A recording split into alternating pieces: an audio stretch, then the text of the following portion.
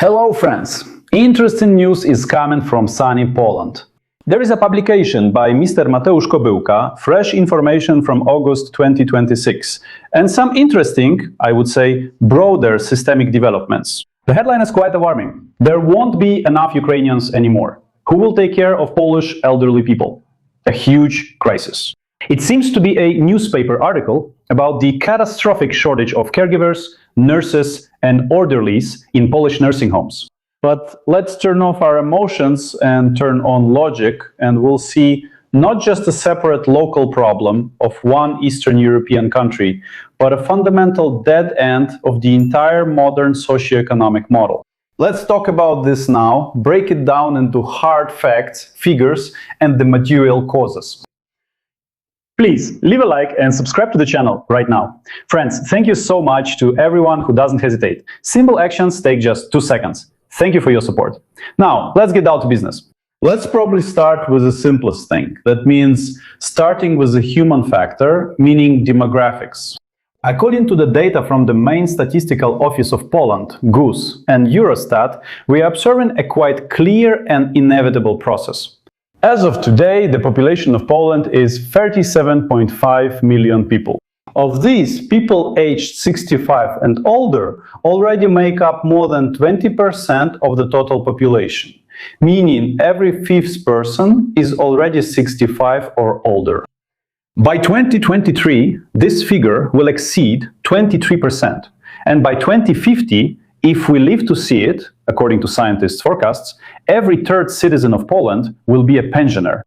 But that's just the tip of the iceberg. There is also the so-called internal aging indicator, when not just the share of people aged 65, but the share of people aged 80 and older increases. And in Poland, today, there are almost 2 million of them, 1.8 million to be exact. As the demography expert Mr. Mateusz Lakome notes, 20% of all elderly people objectively need constant long-term care. That means, right now, there are about 400,000 people in the country who can't buy bread for themselves, take their medicine, or even get out of bed. Now let's look at the other side of this equation, at those who have to take care of these people. According to experts, the current shortage of workers in Poland's elderly care sector is between 40,000 and 50,000 people. Almost 18,000 patients are already on the waiting list for so-called long-term care facilities, simply waiting for a bed to become available. By 2030, Poland will need to create at least 40,000 new beds. But that's not all, friends. Starting in September 2026, a so-called senior care social voucher will be introduced by law in Poland, with an amount of 2,150 zlotys per month. The idea is excellent. The state allocates money to the family so that they can hire, well, a professional caregiver, to be honest. But here's the catch. For this project to work not just on paper, but in real life, the market needs to prepare and bring in another 90,000 caregivers, trained ones. And here, a logical question arises. Where are they supposed to come from, right? In real life. Are these 90,000 people supposed to appear out of thin air? Or will Karl Nawrocki just sign a paper and they'll materialize? Let's move on to the second part, market redistribution and the law of communicating vessels. Why don't the Poles themselves work in their own nursing homes, you might ask? After all, these are our elderly, this is our country, and it's a noble cause. The answer comes down to simple financial math. In 2026, the minimum hourly rate under a contract of mandate in Poland is 31.4 zloty per hour, which is about 7.3 euros before taxes. Working as a caregiver full-time, a person receives a net salary just above the minimum, which is about 3,500 zloty, or roughly 850 euros. At the same time, working as a caregiver is extremely physically demanding. Try lifting a bedridden patient. It's a huge emotional burden. It's caring for people with dementia. It's night shifts. It's constant stress. Now, let's travel 100 kilometers west across the Oder River to sunny Germany, or a bit further to Scandinavia. There, a caregiver doing exactly the same job will be paid 2,500 euros net. Well, somewhere between 1,700 and 2,500, that's the range. And in the case of providing live-in care for a family, it's even more. The owner of the Podshchetsen nursing home is Pana Bozhena. She honestly admits, we are right on the border with Germany. I would be glad to pay the employees more, but the actual rates and budgets don't allow it. People just get on a train and in 2 hours they earn twice as much in Germany for the same job. This is the classic law of communicating vessels. If you create an open labor market within the EU, the workforce will inevitably flow to where they pay more per unit of time. Poles really do leave. They leave to take care of German, Swedish and Dutch pensioners. And in Poland itself, scorched earth is left behind. And here we move on to the third part of our ballet. The Ukrainian crutch and how it broke. Friends, there is a time code for your convenience, but I suggest watching from start to finish to understand the full context.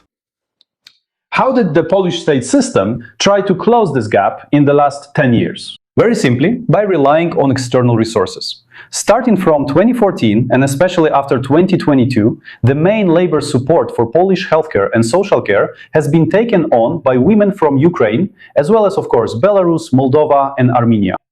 It was they who filled the low-paying vacancies in state and private nursing homes.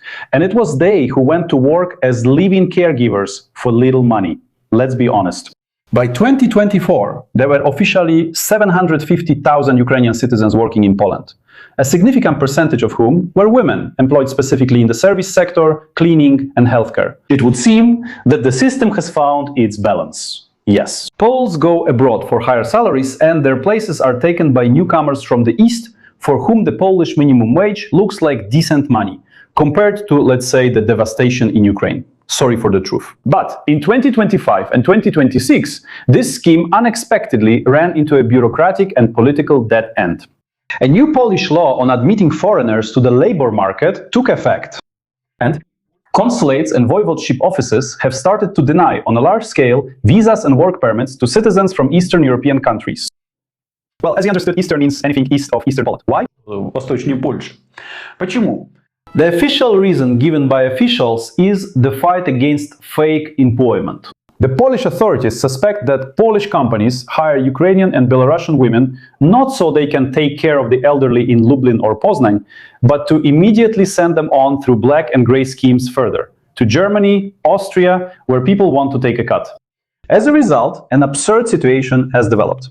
The Polish Ministry of Family, Labor and Social Policy is simultaneously planning to launch a senior bonus, a pension bonus for retirees, and an expansion of care for the elderly. But at the same time, it is freezing work on the list of shortage occupations, which would make it easier to bring in caregivers from abroad. Well, actually, it's a confusing situation, but the bureaucratic hand doesn't know what the administrative one is doing. With one hand, the government announces its care for the older generation, and with the other, it nails shut the only door through which living human hands were still entering this field. Those are my thoughts, friends. What's the bottom line if we look at the situation calmly, without panic? First, the demographic shift is a harsh reality.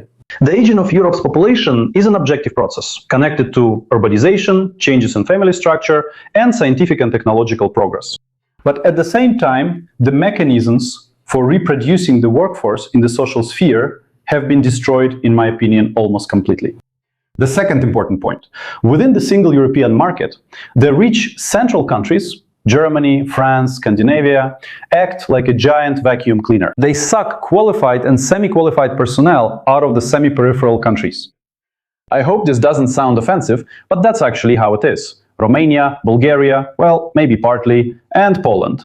Poland, in turn, tried to act as the same kind of vacuum cleaner for countries of an even poorer periphery. Sorry, but that's just the objective reality. That is Ukraine, Moldova, and so on. But this chain of siphoning has reached a natural dead end. The supply of cheap and at the same time qualified labor in the east of the European Union turned out to be far from endless. The living and working conditions offered in Poland no longer outweigh the risks, expenses, and bureaucratic hell. Don't forget about residence permits. Don't forget about the documents. And the third important point that we can mention in the results is that the state apparatus demonstrates complete impotence in planning. Allocating funds on paper, like the same 2,150 zloty bonus, without backing those funds with real resources, that is, with living, trained people, only leads to the devaluation of the very idea. There's funding, but no one is available to visit the sick and give injections. By the way, just like before, it's ironic. And yes, be sure to write, Denis, what are you saying? They'll put you in jail. I'm just reading a Polish newspaper, for God's sake. Yeah, and as the author ironically notes, they still haven't come up with a criminal charge for reading Polish newspapers. But we're waiting. We're coming back. A 91-year-old woman who died in an ambulance in front of the hospital after waiting for 2 hours is not a random system failure. This is a direct material illustration of how abstract economic schemes collide with harsh physical reality. The development of medicine and the increase in life expectancy are tremendous human achievements. But if society is unable to provide basic care for those who build this country, then there is something fundamentally wrong with that organization. I suggest, friends, that we think about this. Once you've thought about it, be sure to write your thoughts in the comments, give likes and leave comments as requested by the working people. Today I want to send greetings first to the builders, second to the truck drivers, and third to the machinists. If I didn't mention your profession, please forgive me. Write in the comments and you'll get a greeting too. So, that's it for now. Take care of yourselves and your loved ones. Parents, grandfathers, grandmothers. Take care. That's all. Ciao.